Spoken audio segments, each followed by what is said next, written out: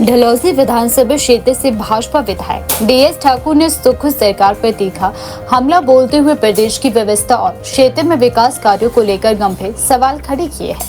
विधायक ने आरोप लगाया कि कांग्रेस सरकार के कार्यकाल में डलहौजी विधानसभा क्षेत्र के साथ लगातार भेदभाव किया जा रहा है और विकास की रफ्तार पूरी तरह थम चुकी है। डीएस ठाकुर ने कहा कि जिला चंबा के भले ही कॉलेज को बंद करने की कोशिश की गई, लेकिन इस मामले को लेकर सरकार अब तक स्थिति स्पष्ट नहीं कर पाई है। उन्होंने कहा कि कॉलेज को लेकर लगातार सवाल उठ रहे हैं, मगर सरकार उन सवालों का संतोषजनक जवाब देने में नाकाम साबित हो रही है। भले ही कॉलेज के मुद्दे को लेकर विधायक ने कहा कि क्षेत्र के छात्र अपने शिक्षण संस्थान को बचाने के लिए आंदोलन भी कर रहे हैं। ऐसे में आंदोलन कर रहे छात्रों और उनके अभिभावकों के खिलाफ एफआईआर दर्ज करना उचित नहीं है। डीएस ठाकुर ने सरकार से मांग की है कि भले ही कॉलेज को लेकर आंदोलन कर रहे बच्चों के अभिभावकों पर दर्ज एफआईआर को तुरंत वापस लिया जाए। उन्होंने कहा कि अपनी शिक्षा और कॉलेज के भविष्य को लेकर आवाज उठाना छात्रों का अधिकार है।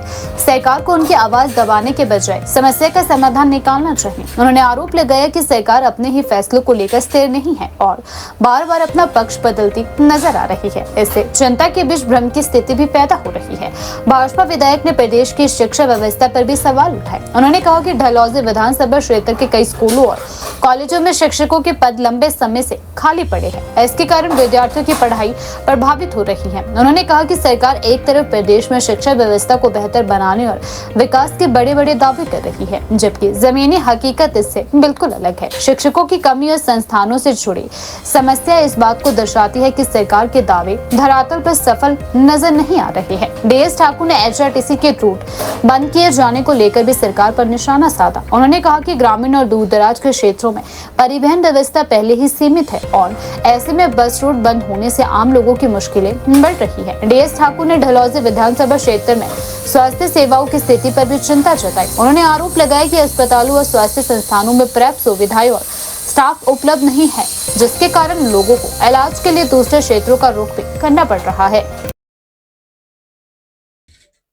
भले ही कॉलेज का जो हमारा बंद कर दिया गया बीच में ही, तो हमने विधानसभा सत्र में भी लगाया हुआ था प्रश्न, तो शिक्षा मंत्री का संतोषजनक जवाब नहीं मिला कि वहाँ बच्चे कम थे इसलिए हमने बंद कर दिया। भाई बच्चे कम थे तो बंद कर दिया, उसके बाद नोटिफाई कर दिया। नोटिफाई तब किया जब बच्चों के माता पिता और बच्चों ने धरना दिया वहाँ, और उसके बाद सरकार ने 6 लोगों पे एफआईआर करवा दी, 16 लोगों पे। तो मैंने पूछा शिक्षा मंत्री जी ऐसा क्यों कर रहे हो आप, डलहौजी से शिक्षा से खिलवाड़ क्यों कर रही हैं? डलहौजी कॉलेज हमारे 4 कॉलेज हैं, उसमें कॉलेजों में शिक्षक नहीं है तो बच्चे कैसे एडमिशन लेंगे? और सरकार एक तरफ से कह रही है कि इतने कॉलेज में बच्चे होंगे तो हम नोटिफाई रखेंगे, नहीं तो डी नोटिफाई कर देंगे।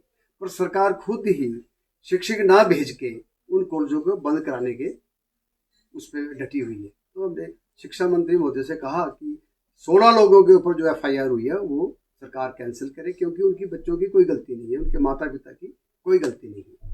अब उन्होंने नोटिफाई कर दिया है और शिक्षक कोई भी नहीं है वहाँ पे, बच्चे कैसे एडमिशन लें?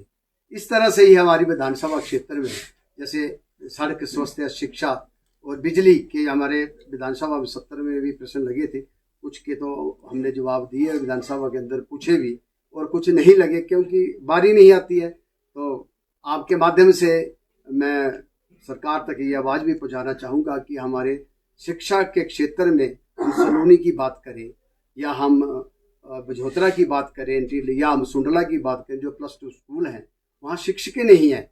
अगर साइंस क्लासें की अनुमति है तो वहाँ साइंस के अध्यापक नहीं है, तो बच्चे तो ऑटोमेटिकली दूसरे स्कूलों में जाएंगे। तो ये सरकार को इसकी व्यवस्था करना चाहिए।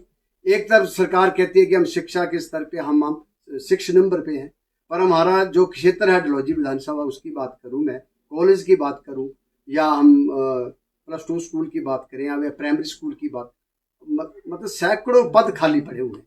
तो सरकार से आपके माध्यम से हम सरकार तक ये बात पहुँचाना चाहूँगा मैं कि भाई जो जहाँ पे बच्चे संख्या पूरी है वहाँ तो टीचर आप दीजिए ताकि बच्चे कंटिन्यू वहाँ अपनी पढ़ाई करें। सलोनी कॉलेज एकमात्र ऐसा है जहाँ जिसका अपना भवन भी है, पर वहाँ पे साइंस क्लासें नहीं है और आर्ट्स की क्लासें हैं। आर्ट्स के क्लासों में ही बच्चे अपनी पढ़ाई कर रहे हैं, उसका चंबा जाना पड़ता है या कांगड़ा जाना पड़ता है। तो सरकार को चाहिए कि दूर दराज का क्षेत्र है, आकांक्षी जिला है और सलोनी जैसे कॉलेज में साइंस क्लासेस भी बिठाई जाए और वहाँ शिक्षक भी दी। HRTC की बात करूँ मैं तो बहुत बुरा हाल है। हमारे तो दर्जनों रूट बंद कर दिए गए क्योंकि HRTC की पुरानी बसेज हैं और या तो टायर नहीं है या स्पेयर पार्ट नहीं है, जगह जगह खड़ी हो जाती हैं, तो वो रूट बंद पड़े। लोगों को बहुत परेशानी का सामना करना पड़ रहा है। और सड़क की बात करें हम तो जो आपदा के बाद जो मेन हमारे स्टेट हाईवे रोड है, उनके सिवाय जो हमारे लिंक्स रोड है, जो दूरदार का क्षेत्र है, वो रोड तैसे के तैसे ही है, बंद पड़े हुए हैं, जिसमें लोगों को आने में काफ़ी समस्याओं का हेडक्वार्टर तक जाने की समस्याएं खड़ी हो जाती है। टैक्सी वाले तो वो तो रेट ज़्यादा लेंगे, गरीब आदमी तो पैसे दे नहीं पाएगा। और अगर हम बात करें आपके बिजली विभाग की, तो हमारी विधानसभा क्षेत्र में आपदा के बाद काफ़ी बिजली विभाग की जो समस्याएं बढ़ चुकी हैं। ट्रांसफार्मर उड़ गई थी, लाइनें टूट गई थी। तो केंद्र से अभी 2023 में हमें एक पैकेज मिला था जिला चंबा के लिए 104 करोड़ का, तो उससे हमें 38 करोड़ हमारी विधानसभा क्षेत्र के लिए ट्रांसफार्मर और तारें ठीक करने के लिए दिए गए। जो कंपनी काम कर रही है 2 साल से, उसने अभी तक 25% काम किया हुआ, बिल्कुल धीमी गति से चली है। तो मेरा माननीय मुख्यमंत्री के पास ये विभाग है, उनसे ये निवेदन रहेगा कि उस कंपनी को या तो ब्लैक लिस्ट किया जाए या अधिकारियों की उसमें अगर लापरवाही तो उनके ऊपर एक्शन लिया जाए, ताकि लोगों को बिजली का भी व्यवस्था ठीक मिले। ट्रांसफार्मर दूरदार का क्षेत्र है, केंद्र तो पैसा दे रहा है पर प्रदेश सरकार टाइमली उसको खर्च नहीं कर पा रही है। तो ऐसी ही हमारी विधानसभा क्षेत्र की स्थिति बनी हुई है, जिसके आपके माध्यम से हम सरकार तक ये बात पहुंचाना चाहेंगे कि जो जितने भी सड़क स्वास्थ्य और शिक्षा और बिजली विभाग की जो त्रुटियां हैं, उनको सरकार तुरंत पूरा